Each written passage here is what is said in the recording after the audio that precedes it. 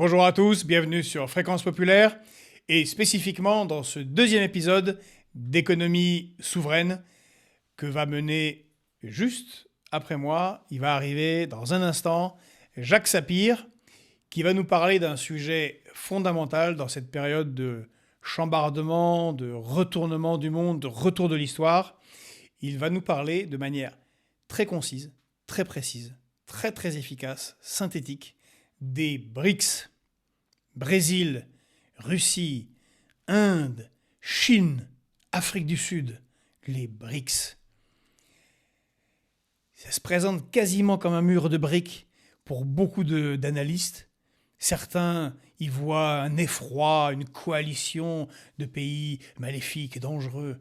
D'autres considèrent qu'il s'agit de sculpter l'air chaud et que ça n'a aucune importance, que tout cela est secondaire et que bien sûr rien de la mondialisation néolibérale ne sera remis en cause par les BRICS. Remise en cause globale de l'organisation de l'économie, remise en cause de l'hégémonie du dollar, remise en cause du modèle occidental. C'est tout ce que nous allons aborder aujourd'hui avec Jacques Sapir sur les BRICS, émission très importante. Et avant de passer la parole à Jacques, si vous aimez ce que nous faisons, n'oubliez pas de liker, de partager, d'en discuter, de commenter, c'est très important, on a besoin de vos retours pour savoir si nous abordons exactement les questions de la bonne manière ou s'il y a des angles que nous avons ratés dans notre approche. Voilà, n'hésitez pas. Et pour ceux qui le peuvent, en dessous de cette vidéo, vous avez un petit lien sur lequel vous pouvez cliquer et nous faire un don de 5 € pour nous permettre de continuer à faire ce que nous faisons. Allez, en piste Jacques. On parle beaucoup des BRICS. De quoi s'agit-il ? Peux-tu faire un historique de cette organisation ? Oui, très volontiers. Et c'est important parce qu'effectivement, les BRICS, initialement puis devenus les BRICS, et désormais, depuis le 1er janvier, ce qu'on appelle les BRICS+, sont la première organisation non liée au consensus de Washington, non issue des conséquences de la Seconde Guerre mondiale, de cette taille en tous les cas, qui apparaissent, si on met peut-être de côté le marché commun, enfin la communauté des organisations européennes, puis l'Union européenne. Donc c'est vraiment la première grande organisation mondiale qui ne soit pas liée d'une certaine manière au consensus post-Seconde Guerre mondiale et plus encore au consensus de Washington. Alors, le point intéressant, c'est que l'acronyme BRIC pour Brésil, Russie, Inde, Chine, il a été inventé par un financier. C'est en 2001, l'un des principaux économistes de la banque Goldman Sachs, pas franchement des gens très progressistes, il faut le dire, qui constate que les marchés émergents, il ne parle pas d'économie, c'est ça qui est important, que les marchés financiers émergents de Russie, d'Inde, de Chine, du Brésil, ont des caractéristiques relativement similaires, et donc il propose dans un des rapports que produit Goldman Sachs, qui sont d'ailleurs très largement diffusés dans le monde financier, de regrouper ces pays sous l'acronyme BRIC. Bon, ça aurait pu rester uniquement une intuition de financier. Mais, quelques années après, en 2003-2004, ces pays, les dirigeants de ces pays se disent en fait, il n'y a pas que nos marchés financiers qui sont convergents. Les intérêts de nos économies sont convergents. Alors, il faut savoir qu'il y a déjà 2 pays qui travaillent en forte coopération. C'est la Russie et la Chine. Et la Russie et la Chine ont constitué une organisation, c'est l'Organisation de coopération de Shanghai, qui, elle, est très largement centrée sur les questions de sécurité, donc qui va regrouper les pays d'Asie centrale, et puis après s'élargir, mais donc qui fait essentiellement de la sécurité, sauf que dès 2002, les Chinois essayent de faire rentrer dans cette organisation la notion de sécurité économique. Donc on sent bien que ça les démange un peu. Ils n'ont pas envie de rester seuls.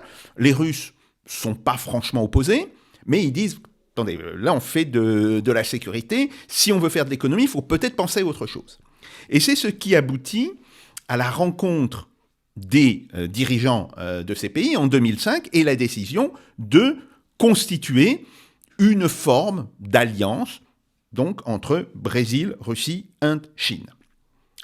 Et puis, il y a quelque chose d'extrêmement important qui se passe, c'est la crise financière de 2008 jusqu'à 2011. Et ça, il faut savoir quand même que cette crise financière, elle prend par surprise au moins les dirigeants russes et les dirigeants chinois. Alors, les dirigeants russes, moi j'en ai été témoin, ils sont persuadés que c'est une crise purement américaine. On les met avec un certain nombre de collègues, on les met en garde, on leur dit non, ça sera une crise mondiale et vous serez touchés aussi. Mais en janvier, fin janvier 2008, le ministre des Finances russe de l'époque, Alexis Koudrine, se pavane dans un sommet économique à Moscou et il dit oui mais écoutez la Russie va être un havre financier par rapport à ces perturbations qui sont des perturbations propres au marché américain des hypothèques. Et je suis son discutant. Enfin, il fait une intervention, c'est moi qui discute, et je le mets en garde. Je dis non, si on a une crise aux États-Unis, une crise financière aux États-Unis, compte tenu de la place des États-Unis dans le monde financier, évidemment que ça va s'étendre partout, et évidemment que vous serez aussi touchés, que la Russie ne sera pas un havre de sécurité financier. Bon. Les Chinois se font exactement la même réflexion. Et ils disent, bon, enfin, c'est pas possible, les États-Unis vont contrôler cette crise. Et quand éclate la crise ouverte, qui est déjà en réalité en mouvement depuis fin 2007, mais quand on a la faillite de Lehman Brothers en septembre 2008, là, il y a quand même une prise de conscience. On ne peut pas faire confiance aux États-Unis. Les États-Unis sont incapables de gérer d'une certaine manière, le monde dollarisé dans lequel on est. Ils deviennent même un facteur de trouble du fonctionnement du monde financier et du monde commercial.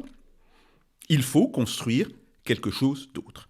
Et c'est pour cela que le 16 juin 2009 se tient à Yekaterinbourg, en Russie, le premier sommet des BRICS. Alors, après l'histoire de 2009 jusqu'à 2023 ou 2022, c'est l'histoire à la fois du renforcement et de la montée en puissance des BRICS. Alors, du renforcement, immédiatement, il y a un pays qui dit « Moi aussi, je veux faire partie de vous », c'est l'Afrique du Sud. Ça se comprend très bien quand on regarde la part des investissements russes et des investissements chinois en Afrique du Sud. Alors, il faut savoir que dans la fin des années 2000 et le début des années 2010, des grandes sociétés minières russes reprennent le contrôle ou prennent le contrôle des grandes sociétés minières sud-africaines.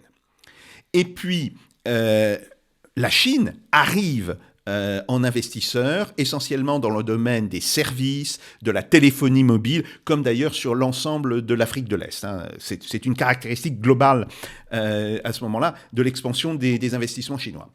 Et donc, les liens entre la Russie et l'Afrique du Sud étant extrêmement étroits, car il faut toujours rappeler que l'Afrique du Sud, post-apartheid, l'Afrique du Sud issue des accords entre Mandela et de Klerk, elle est gouvernée en fait par l'ANC, plus ou moins en alliance avec d'autres partis, mais globalement, c'est l'ANC qui a le pouvoir. Et de nombreux dirigeants de l'ANC ont vécu comme émigrés politiques en Union soviétique.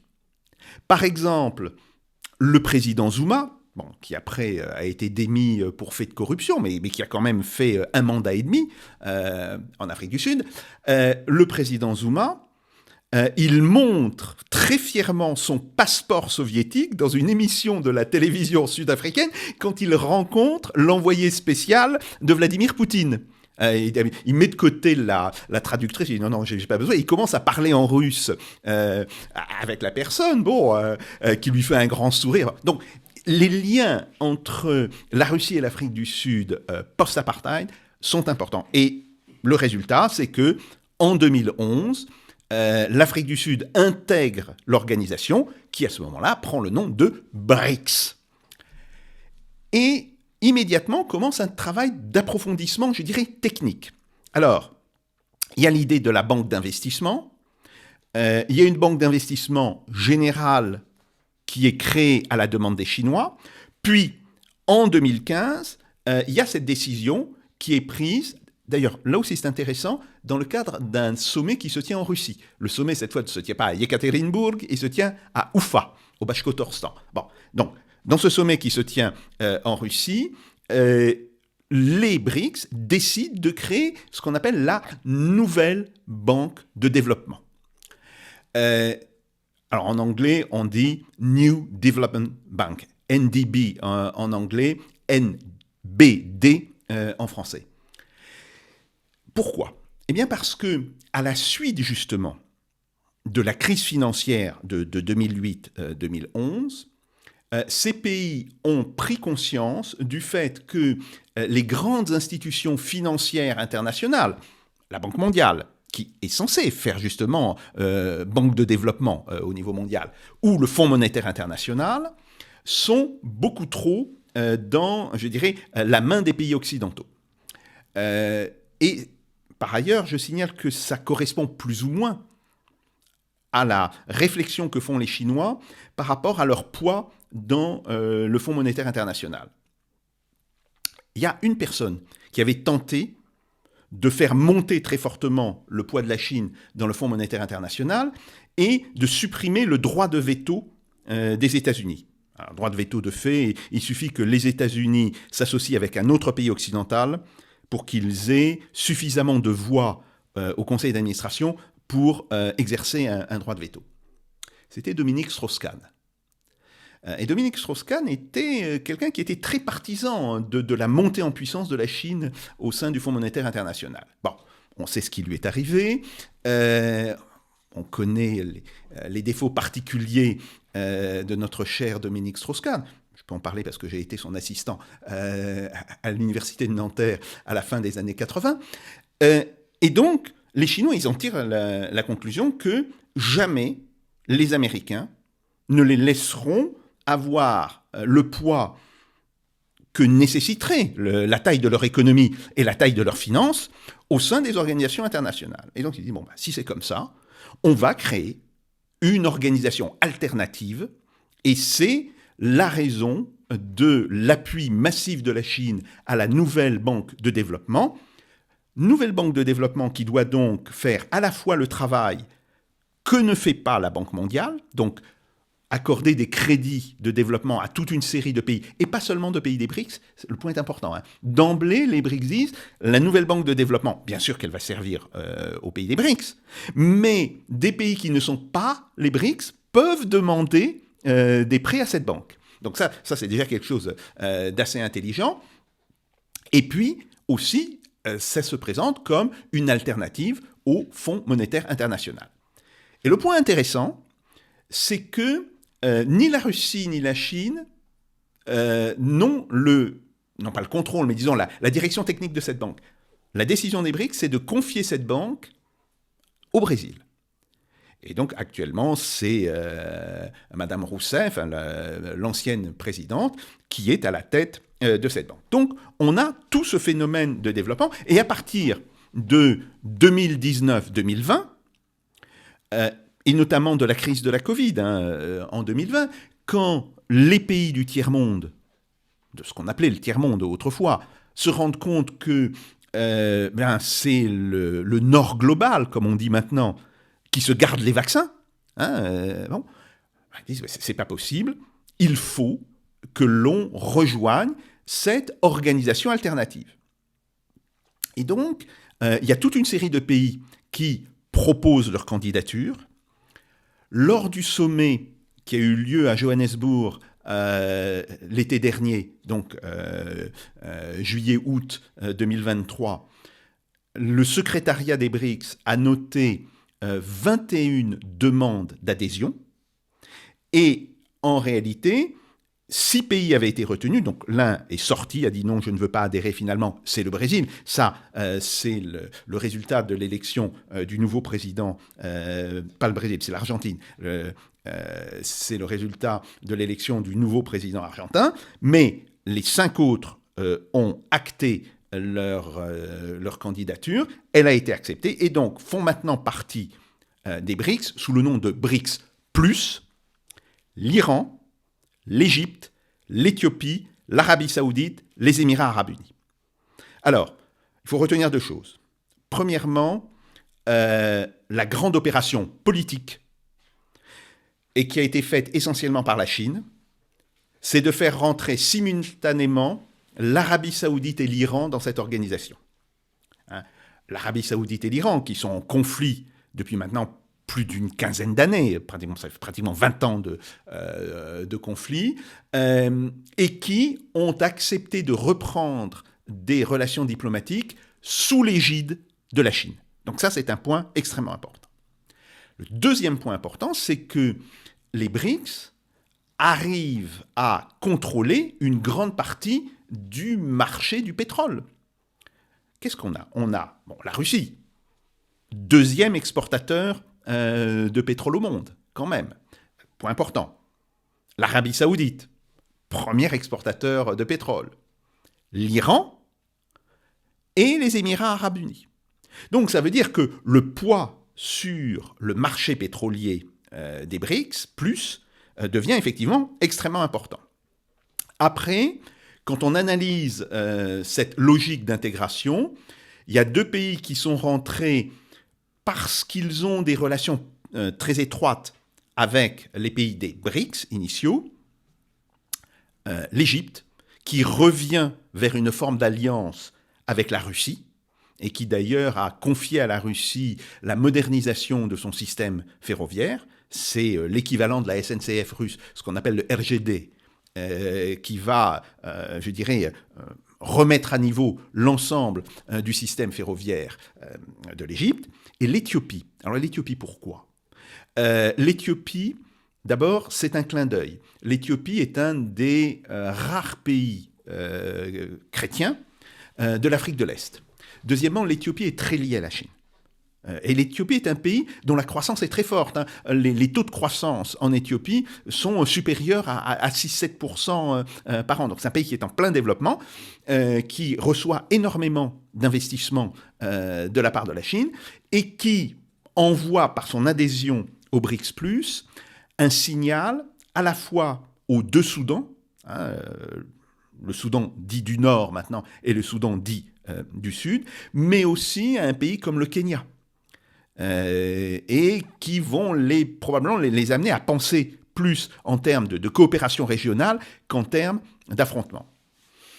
Il est très probable maintenant que dans le prochain sommet des BRICS, qui va se tenir, même chose, fin juillet, début août, alors cette fois-ci en Russie, à nouveau, il est très probable que d'autres pays vont adhérer au BRICS+. Par exemple, il y a l'Algérie, qui a été très frustré de ne pas être dans dans la première vague d'adhésion.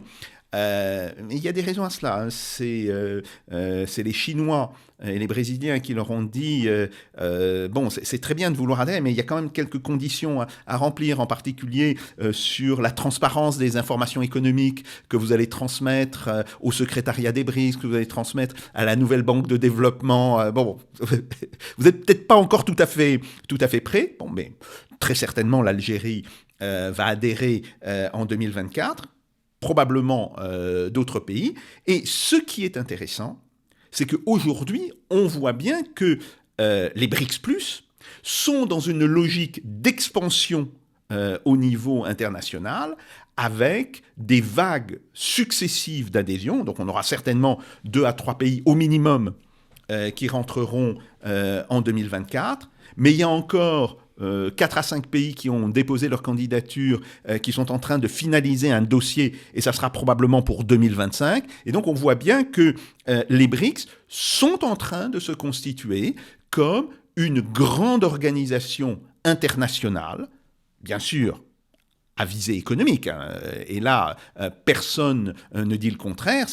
On parle d'économie, on parle de développement, mais une grande organisation économique internationale que l'on présente comme une organisation du Sud global, pour utiliser une formule de la Russie, mais qui est en fait assez différente, parce que la Russie et la Chine, c'est pas vraiment des pays du Sud global, c'est plus des pays en développement. Aujourd'hui, ce sont en réalité des pays qui sont en opposition aux États-Unis, oui, ça c'est vrai, mais qui font partie maintenant des pays développés. Donc, il y a ça, et puis, il y a le rôle de l'Inde, et l'Inde aussi a son mot à dire. L'Inde qui avait appuyé en sous-main l'adhésion de l'Afrique du Sud, une chose dont il faut toujours se rappeler, l'Inde a des liens humains, culturels et économiques importants avec les pays d'Afrique de l'Est. Et avec l'Afrique du Sud, bien sûr. Hein. Toujours se rappeler que c'est en Afrique du Sud que Gandhi, en tant qu'avocat, a fait ses premières armes dans le combat, justement, contre la ségrégation raciale. Bon, et que par ailleurs, il y a des minorités indiennes qui sont en règle générale très influentes dans le commerce et parfois dans l'industrie, au Kenya, maintenant au Mozambique. Bon, il y a toute cette dynamique. Donc, on voit aussi que l'Inde voit dans les BRICS la possibilité de démultiplier son influence sans trop se mettre en avant. L'Inde avance discrètement, tout comme l'Iran, qui aujourd'hui a une véritable politique africaine, qui avance discrètement sous le couvert des BRICS, mais les BRICS servent en réalité de couverture à des opérations de développement qui sont menées par toute une série de pays, bien sûr la Russie, la Chine, et quand même quand on pense au poids de la Chine et au poids de l'Inde, si on le regarde dans le PIB mondial, calculé en parité de pouvoir d'achat, la Chine, c'est plus de 18%, c'est entre 18 et 19%, les États-Unis, c'est 15%. Hein. L'Inde, 7% déjà, donc avec une montée en puissance rapide. Donc, on se dit, ça représente quand même, globalement, un potentiel de développement et un potentiel économique tout à fait considérable à l'échelle internationale. Certains disent que le PIB de ces pays est loin d'être significatif. Je sais que tu utilises ce que l'on appelle la parité de pouvoir d'achat. Qu'est-ce que c'est ? Alors, il est important de comprendre la différence qu'il y a entre faire des calculs au taux de change, en comparaison des taux de change, ou utiliser la parité de pouvoir d'achat. PIB au temps de change de marché. On calcule le PIB de chaque pays à partir du taux de change, généralement donné en dollars américains. Avantage, facilité d'utilisation. Inconvénient, volatilité des taux de change rendant irréalistes certaines comparaisons. Manque de lien de long terme entre le taux de change de marché et la réalité économique d'un pays. Possible manipulation du taux de change par le gouvernement ou la banque centrale d'un pays. PIB calculé en parité de pouvoir d'achat, ou PPA et PPP en anglais. On construit un taux de change, dit en dollars international fictif, en comparant le prix d'un panier de biens de consommation entre deux pays. Avantage, méthode beaucoup plus réaliste qui permet de comparer des pays à structure de production différentes. Inconvénient, la structure de consommation peut ne pas être la même entre les deux pays. Si dans le panier de biens de consommation il y a des produits importés, la PPA peut être contaminée par les taux de change de marché. Méthode lourde dans sa mise en place. Les économistes aujourd'hui privilégient cependant la PPA à la méthode des taux de change de marché car celle-ci est une trop grande source d'erreur. Alors effectivement, la notion de parité de pouvoir d'achat est assez contre-intuitive. De quoi s'agit-il ? On définit un panier de biens, alors des biens de consommation, mais aussi des biens d'investissement, et on calcule quel est leur poids dans deux pays que l'on veut comparer. Et à partir du rapport entre les poids de ces paniers de biens dans la monnaie du pays X et du pays Y, on en définit un nouveau taux de change. Et donc on procède ça pays par pays, et on recalcule le PIB mondial à partir de ces nouveaux taux de change, qui ne sont pas des taux de change de marché, qui sont des taux de change virtuels, mais que l'on considère être beaucoup plus proches de la réalité économique. Alors, quels sont les avantages et les inconvénients de ces deux mesures ? La mesure qui est calculée en termes de taux de change de marché. Donc voilà, aujourd'hui, l'euro vaut tant par rapport au dollar, donc on va recalculer le PIB de la zone euro par rapport à celui des États-Unis à partir de ce taux de change. Bon. Alors le taux de change au taux de marché, et donc en tant que méthode de comparaison, il présente un avantage évident, c'est la simplicité. Tout le monde peut faire le calcul. Mais il présente des inconvénients rédhibitoires. Premier inconvénient, le taux de change de marché ne correspond pas à la réalité économique. Et ça, on le sait depuis longtemps. Alors oui, bien sûr, il y avait cette théorie économique qui disait que à long terme, les taux de change de marché vont correspondre en tendance au poids économique relatif des pays.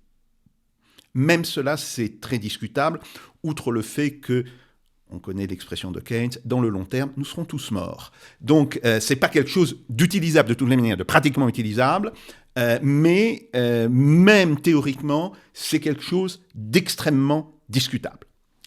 On sait que les taux de change de marché sont influencés par des dimensions strictement financières, qui n'ont donc rien à voir avec la comparaison économique des pays. Et on se rend compte qu'aujourd'hui, les taux de change de marché ont tendance à surestimer le poids des vieux pays industriels. Pourquoi ? Parce que ces vieux pays industriels sont devenus des places financières importantes. Que ce soit les États-Unis, que ce soit la Grande-Bretagne, que ce soit maintenant aussi l'Union européenne, ou au sein de l'Union européenne, la France, qui, à travers la place de Paris, ou l'Allemagne, à travers la place de Francfort, ont un rôle non négligeable dans la dimension financière, et bien que cela surestime considérablement le poids relatif de ces économies. Alors, inversement, avantages et inconvénients de la parité de pouvoir d'achat. Alors, je rappelle que la parité de pouvoir d'achat se dit en anglais PPP, Purchasing Power Parity. Bon, la parité de pouvoir d'achat a un immense avantage, elle est beaucoup plus réaliste quant au poids relatif des pays. C'est important parce qu'on voit que les États-Unis, au taux de marché, sont encore nettement au-dessus de la Chine, mais en parité de pouvoir d'achat, ils sont nettement en dessous. Bon, donc, c'est beaucoup plus réaliste en termes économiques, même si on peut faire des critiques à la parité de pouvoir d'achat justement sur la question de son réalisme. Pourquoi ?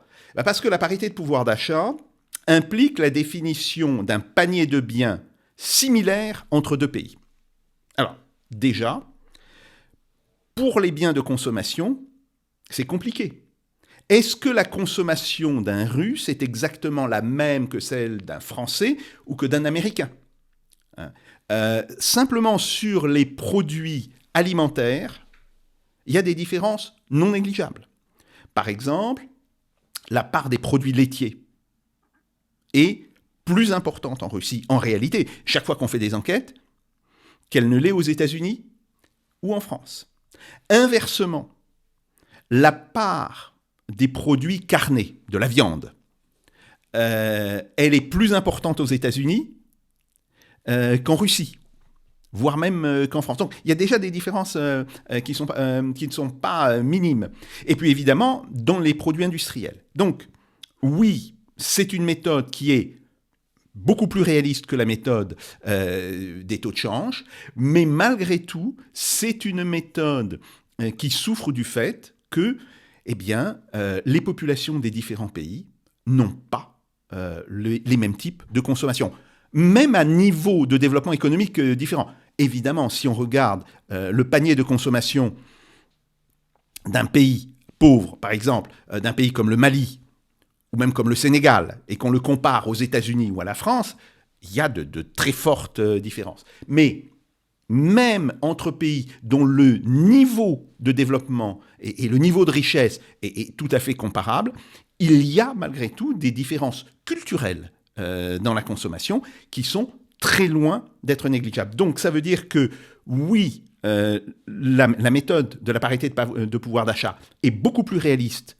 que la méthode de comparaison à travers les taux de change, mais qu'elle n'est pas néanmoins totalement réaliste. Elle doit être accompagnée de mesures correctrices qui sont prises, et ces mesures correctrices vont en réalité plus dans le sens d'augmenter le poids de pays comme la Chine, la Russie et l'Inde que dans le sens inverse. Quelle est donc la part des BRICS dans l'économie mondiale ? Alors, actuellement, les BRICS ont dépassé la part globalement des pays du G7 ou de ce que l'on appelle l'Occident collectif dans le PIB mondial. En ce qui concerne la comparaison entre les BRICS et les pays du G7, on rappelle États-Unis, Canada, Grande-Bretagne, France, Allemagne, Italie et Japon, c'est en 2020 que s'est fait en réalité la coupure. C'est à ce moment-là que les pays des BRICS sont devenus plus importants que les pays du G7. Ce qui correspond au fait d'ailleurs que la Chine est elle-même devenue plus importante que les États-Unis dès 2017. Alors, si on regarde maintenant ce que l'on appelle globalement l'Occident collectif, c'est-à-dire l'ensemble des pays de l'Union européenne, les États-Unis, le Canada, l'Australie, la Nouvelle-Zélande, bon, c'est pas très lourd, le Japon et la Corée du Sud. Là, on voit que, d'une certaine manière, la coupure devrait avoir lieu fin 2023, ou devrait avoir eu lieu à la fin de l'année dernière, voire au début de cette année. Alors, tant qu'on n'a pas encore les chiffres définitifs pour ces différents pays du PIB, on ne peut pas le dire, puis en plus il va falloir recalculer justement le PIB des pays à travers la parité de pouvoir d'achat. Donc je pense que quand on regardera cette comparaison à la fin de l'année, en décembre de 2024 ou au début de 2025, on pourra dire oui, la coupure entre les BRIC+, le moment où la part dans l'économie mondiale des BRIC+, a dépassé la part du Nord collectif, ou de l'Occident collectif, eh bien, ça a été en 2023 ou au début de 2024. Quel est le moteur de l'extension des BRICS ?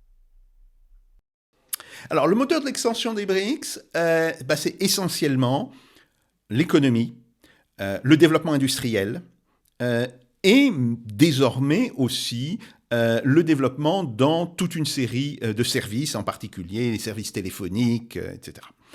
Avec, bien sûr, le poids, et qui sera évidemment renforcé pour les BRICS+, dans le cadre des matières premières. Alors, j'ai parlé du pétrole, je pourrais aussi parler du gaz, qui est un point extrêmement important. Mais si on regarde les grands métaux, et les métaux qui sont particulièrement importants dans l'économie actuellement, le lithium, le cobalt, le nickel, etc., eh bien, on voit que globalement, les pays des BRICS+, arrivent à avoir un poids qui varie de 45% à 70% dans les exportations globales de ces métaux. On voit bien aussi que les pays des BRICS et des BRICS+, jouent un rôle extrêmement important dans la croissance économique mondiale. Pourquoi ?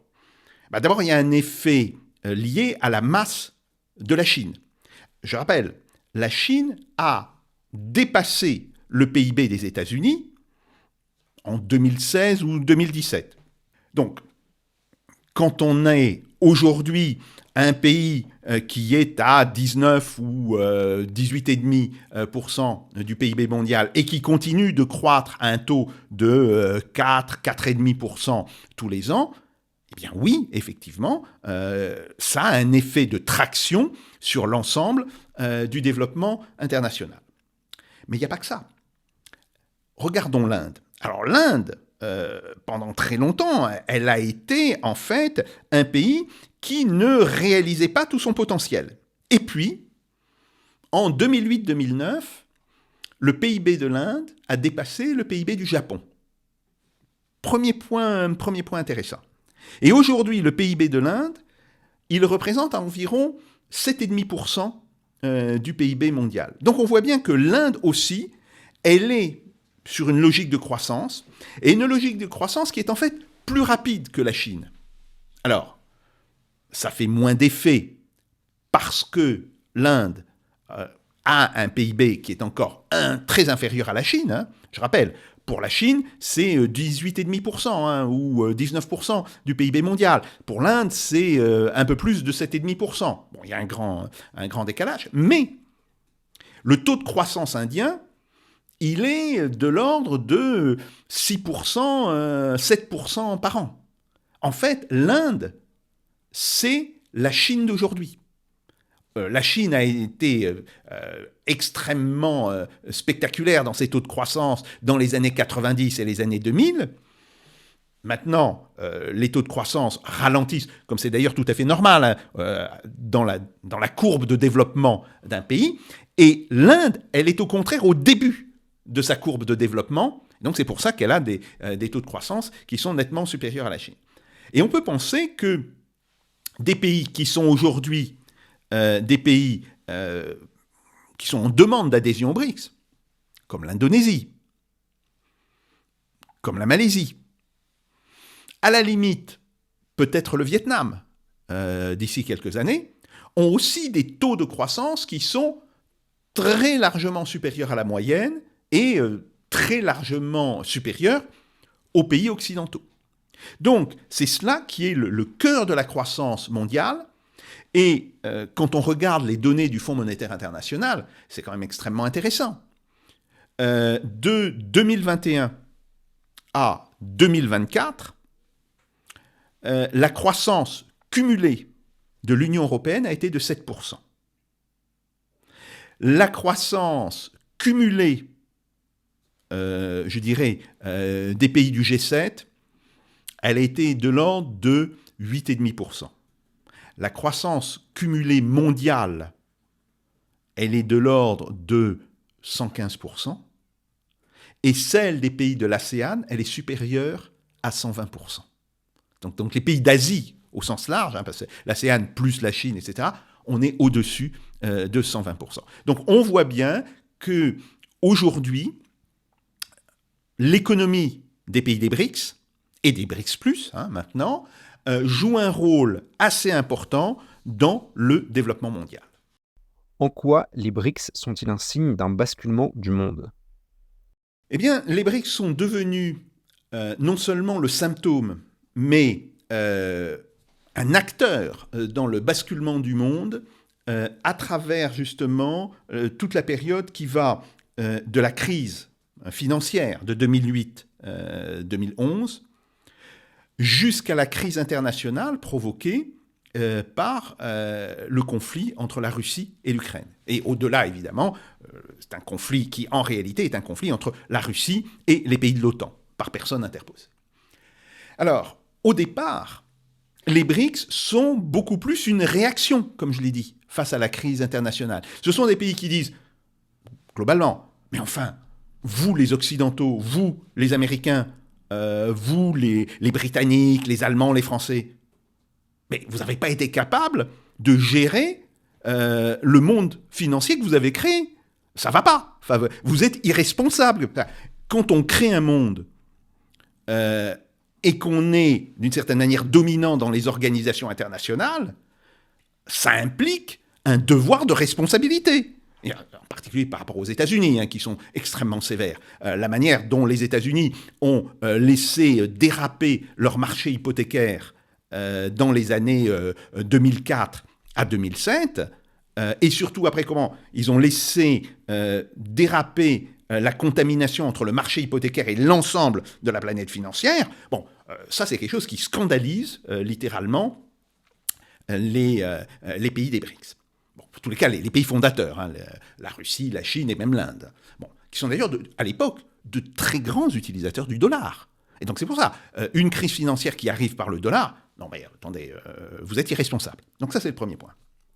Puis, ces pays se sont rendus compte que les États-Unis utilisaient le dollar comme arme politique. Et ça c'est un point important. Bien sûr, on avait eu quelques tendances à l'instrumentalisation politique du rôle du dollar. Mais là, il y a une date qui est extrêmement importante. C'est la période qui va de 2012 à 2016. Et dans cette période, les États-Unis, alors au départ contre l'Iran, puis contre Cuba, hein, décident que toute société qui utilise le dollar dans ses transactions et qui n'applique pas des décisions américaines peut être sanctionnée. C'est ce qu'on appelle justement le rôle extraterritorial du dollar. Et ça, il y a de la part de la Russie, de la Chine et de l'Inde une bronca par rapport à ça. C'est, non, attendez, vous êtes fous, vous êtes complètement fous. Associé à ça, il y a le rôle des grandes institutions privées financières internationales que sont les agences de notation. Alors, une agence de notation, bon, beaucoup de gens disent oui, c'est une... Non, il faut dire, c'est quelque chose de nécessaire. Si on veut, si par exemple, un opérateur chinois veut acheter des obligations, que ce soit des obligations d'État ou des obligations privées d'un autre pays, il faut qu'il sache ce qu'elles valent. Plus ou moins, je suis d'accord qu'il y a toujours une dimension d'incertitude là-dedans, mais globalement. Or, ce que l'on constate, c'est que les agences de notation américaines surestiment systématiquement la valeur des obligations américaines et globalement occidentales, et sous-estiment tout aussi systématiquement la valeur des obligations des pays en voie de développement ou des pays émergents. Donc là aussi on dit, mais attendez, c'est pas possible. Vous ne pouvez pas, quand vous êtes en charge de faire des évaluations, mélanger la politique à vos évaluations. Là, c'est quelque chose qui est rédhibitoire. Or, c'était à travers la notation des obligations, hein, ce qu'on appelle le triple A, le AA+, bon, il y a différents types de choses, mais ça recouvre toujours le même principe. C'était à travers la notation des obligations et des produits financiers que s'était constitué un marché financier global, un marché financier mondial. Et là, les pays des BRICS ont dit, non, mais c'est pas possible. Vous ne respectez pas les règles que vous avez vous-même établies. Si vous voulez, c'est pas simplement le problème que oui, ça serait des règles occidentales, non, mais ce sont vos propres règles et vous ne les respectez pas. Donc on ne peut pas vous faire confiance. Donc on va créer nos propres agences de notation. Et d'ailleurs aujourd'hui, il y a une agence de notation chinoise, il y a une agence de notation russe, il y a une agence de notation indienne. Mais ça aboutit à quoi ? Ça aboutit au fait que désormais, on tend à ne faire confiance qu'aux obligations de son propre pays, ou en tous les cas de pays dont on se sent relativement proche pour avoir confiance dans la notation de ces obligations. Et ça, c'est une logique de fragmentation extrêmement rapide du marché global financier. Donc si on combine les deux, une remise en cause d'un monde financier régi par le dollar, à cause justement, d'abord, de ce que la Russie et la Chine considèrent comme l'irresponsabilité des institutions financières américaines, mais aussi à cause de la manipulation politique qui est faite du dollar. Et la remise en cause du marché financier global autour de cette question de la notation, on voit bien qu'il y a besoin de créer un autre cadre. Et c'est à cela que se sont attelés les BRICS. Donc en fait, si vous voulez, il y a une continuité entre la première réunion de 2005, les réunions de 2009-2010, où les pays des BRICS se disent, les États-Unis font n'importe quoi. Et ils font même n'importe quoi de leur propre point de vue. Parce que s'ils voulaient défendre leur hégémonie monétaire mondiale, ça implique aussi un certain nombre de responsabilités. Vous ne pouvez pas avoir le pouvoir sans les responsabilités. Les deux vont de pair, en réalité. Donc là, ils sont irresponsables, au sens premier du terme. Bon, jusqu'à la décision de 2015, qui est la décision de constituer la nouvelle banque de développement, eh bien, il y a une forme de continuité, ou je dirais de prise de conscience progressive de l'ampleur des problèmes. Ce qui fait qu'aujourd'hui, les pays des BRICS et des BRICS+, ont un objectif qui est de remplacer le dollar comme monnaie de transaction. Alors là, je fais un petit point particulier, c'est quelles sont les grandes fonctions de la monnaie. On connaît ça depuis Aristote, mais il faut toujours le rappeler. Une monnaie, c'est d'abord une unité de compte qui permet de comparer, par exemple, une tonne de blé avec une automobile. Deux objets qui sont en réalité incomparables, mais à travers la monnaie, à travers le prix monétaire, on aboutit justement à une possibilité de les comparer. Cette monnaie, cette unité de compte permet aussi de comparer la valeur aujourd'hui d'un bien à la valeur de demain. Et c'est important, si vous voulez. La comparaison ne se fait pas seulement en temporel, mais elle se fait aussi à travers le temps. Donc, première fonction de la monnaie. Deuxième fonction de la monnaie, c'est de régler des transactions. Quand même, c'est plus simple que le troc. Le fait de dire, si on achète du blé, on vous le paye, et avec cet argent, vous pourrez, acheter autre chose. Vous pourrez acheter des produits industriels, etc. Donc, le fait est que, pour le commerce, le fait que les transactions soient soldées en monnaie, pas en troc, c'est évidemment un facteur qui permet au commerce de se démultiplier. Et puis, on a aussi le fait qu'une monnaie, ça sert comme un instrument d'épargne. La monnaie, ça permet de dire « je ne consomme pas aujourd'hui », ou disons « il y a une partie de mon revenu que je n'utilise pas aujourd'hui, que je mets de côté afin de pouvoir consommer plus ou de consommer quelque chose de plus cher ». C'est le cas, par exemple, dans le logement. En fait, tout le monde fait ça. Donc, et ça, c'est un rôle extrêmement important pour la monnaie. Bon. Donc, ce que les pays des BRICS remettent en cause au départ, c'est la notion d'unité de compte. C'est tout calculé en dollars, ça ne va plus. Et c'est probablement ce qui explique, je dirais, le fait que l'Arabie saoudite ait décidé de rejoindre les BRICS.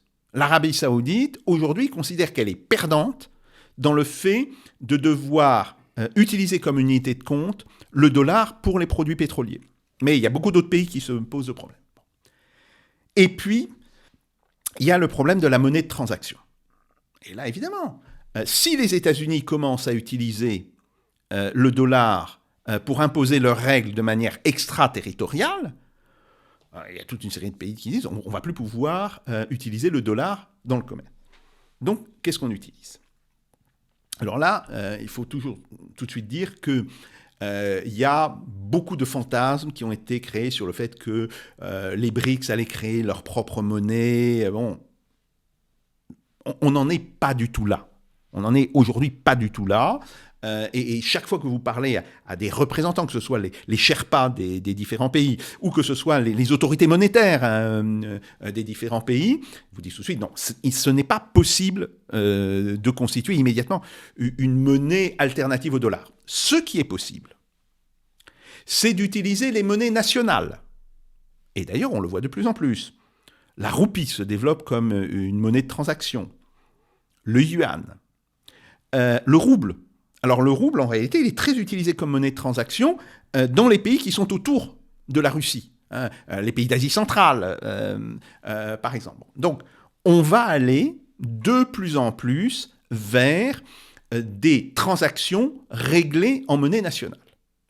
Sauf que, à partir du moment où on utilise des monnaies nationales, se pose la question de savoir comment ces monnaies nationales vont-elles évoluer les unes par rapport aux autres. Et donc, on commence à réfléchir au sein des pays des BRICS à quelque chose qui n'est pas sans ressembler à ce qu'on appelait l'Union européenne des paiements, qui avait fonctionné entre les pays de l'Europe occidentale, même continentale, parce que la Grande-Bretagne n'en faisait pas partie, de 1949 à 1957. C'était quoi ? C'était l'idée de dire, on a une comparaison des soldes commerciaux qui se fait tous les 3 mois. On compense sur un compte le fait que certains soient à un moment donné exportateurs nets, que d'autres soient à un autre moment donné importateurs nets, et on ne paye les soldes qu'à la fin de l'année. L'idée, en fait, c'était d'économiser la monnaie de transaction de l'époque, qui était le dollar. Bon. En fait, on est en train de réfléchir à un système de ce genre au sein des pays des BRICS, et comme unité de compte, on n'utilisera pas le dollar, mais on pourrait utiliser les droits de tirage spéciaux. Le DTS, qui correspond à un panier de monnaie, est intrinsèquement beaucoup plus stable que le taux de change que l'on peut avoir entre 2 monnaies. Donc, ça voudrait dire que, en termes d'unité de compte, on aurait, dans le cadre d'une union monétaire des BRICS+, on aurait l'utilisation comme unité de compte du DTS, et cela peut se faire sans demander l'avis et l'aval du Fonds monétaire international, puisqu'on ne va pas payer en DTS. Le DTS est simplement une unité de compte. Et tout le monde peut utiliser comme unité de compte le DTS. Bon, ça serait différent si on l'utilisait comme monnaie de transaction. Bon. Et les transactions seront réglées, soldées, en monnaie nationale.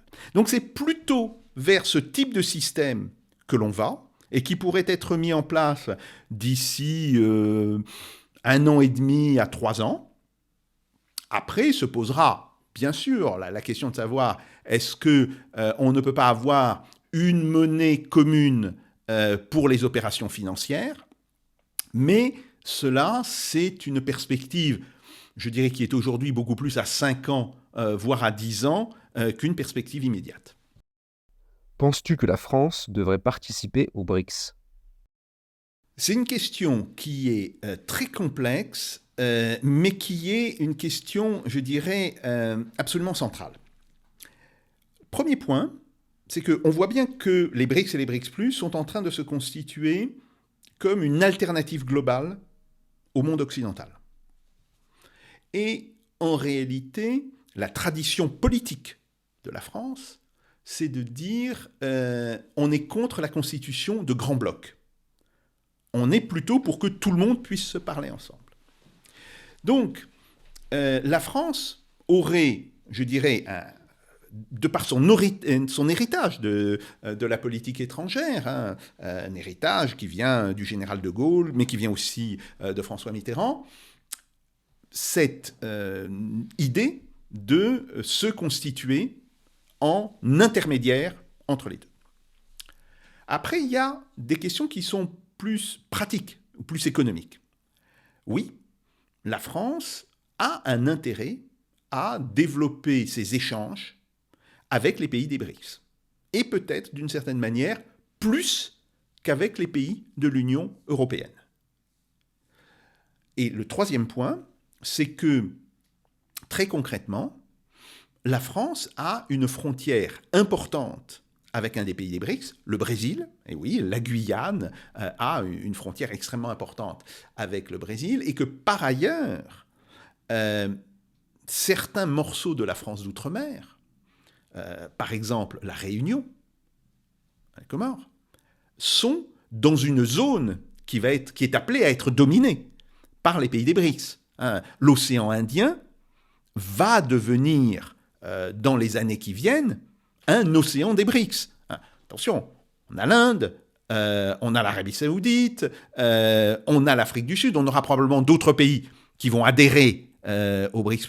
Donc, de fait, l'océan Indien va devenir une forme de mer intérieure des BRICS.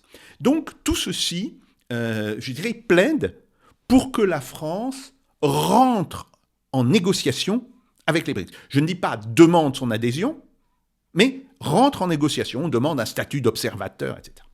Alors là, il faut dire une chose, c'est que cette perspective, elle a été magistralement gâchée par notre président de la République. Emmanuel Macron, probablement lui ou certains de ses conseillers se font la réflexion au début de l'année dernière, au début de 2023, que ça serait quand même intéressant que la France assiste à la réunion de Johannesburg, au sommet des BRICS. Ce qui est une bonne réflexion, ce qui prouve qu'il y a encore quelques étincelles d'intelligence au sein du gouvernement français. Mais la manière dont il cherche à le mettre en œuvre a été ridicule. De fait, Emmanuel Macron a fait une déclaration en disant qu'il demandait à être présent à la réunion des BRICS. Évidemment, il s'est heurté, de fait, à une réponse négative. Qu'est-ce qui aurait dû être fait ? On sait bien que les BRICS, surtout en 2023, c'est essentiellement 3 pays, la Russie, la Chine, l'Inde, et puis il y a quand même 2 autres pays qu'il faut consulter aussi, mais je dirais plus par courtoisie que pour autre chose, c'est le Brésil et l'Afrique du Sud. Si Emmanuel Macron voulait réellement que la France soit observatrice au sommet des BRICS, pas que lui vienne, mais que la France soit observatrice, soit via l'ambassadeur de France en Afrique du Sud, soit en envoyant le ministre de l'économie, M. Bruno Le Maire. Bon, il fallait rentrer en contact avec les Chinois, rentrer en contact avec les Russes, rentrer en contact avec les Indiens. Et il fallait faire un minimum de travail de persuasion. Bon, on dirait aujourd'hui de lobbying, mais c'est de la persuasion. Voilà. Oui, nous avons un intérêt à être observateurs, mais vous-même, du point de vue des BRICS, le fait qu'un pays comme la France s'engage comme observateur avec vous, ça peut être aussi un plus pour vous. C'est une manière que la France porte certains éléments de votre point de vue au sein du monde occidental. Bon. Mais Emmanuel Macron a cru que lui tout seul, il pouvait, sabre au clair et drapeau au vent, s'inviter à la réunion de Johannesburg. Et évidemment, l'ensemble des pays ont dit non. Et le résultat, c'est que la perspective que la France puisse être un jour observatrice au sein des BRICS, elle est maintenant repoussée à l'avenir post-Macron, parce que je pense que tant qu'Emmanuel Macron sera président, nous serons malheureusement confrontés à un refus de principe de la part des pays des BRICS. Eh bien, merci à Jacques Sapir pour cette remarquable deuxième épisode d'économie souveraine. Eh bien oui, donc les BRICS sont une réalité économique, une réalité qui est en concurrence avec l'économie occidentale, on l'a vu, mais en concurrence parce que on veut se mettre en concurrence. Il y aurait sûrement des approches différentes, comme l'a évoqué Jacques, avec une participation de la France tout en continuant à participer à d'autres ensembles, ce qui est le rôle de la France et celui que nous défendons, c'est-à-dire une position gaullienne, une France pivot qui qui fait l'équilibre entre les nations. Donc, réalité des BRICS, importance, changement, chambardement du monde. D'ici 2 semaines, nous aborderons le 3e épisode d'économie souveraine pour continuer à décrypter l'économie en profondeur et les changements du monde. Et cette fois-ci, on va revenir en Europe et spécifiquement en France pour voir la réalité de la situation économique et les perspectives à venir, en particulier les perspectives de croissance ou de récession. On vous donne rendez-vous avec Jacques dans 2 semaines. Et n'oubliez pas, si vous êtes arrivé jusqu'à là, c'est que ça vous a vraiment plu. Alors, likez, commentez, partagez. Et pour ceux qui le peuvent, en cliquant sur le lien en dessous de la vidéo, faites-nous un don de 5 € pour continuer à faire ce que nous faisons. Merci d'avance. À bientôt.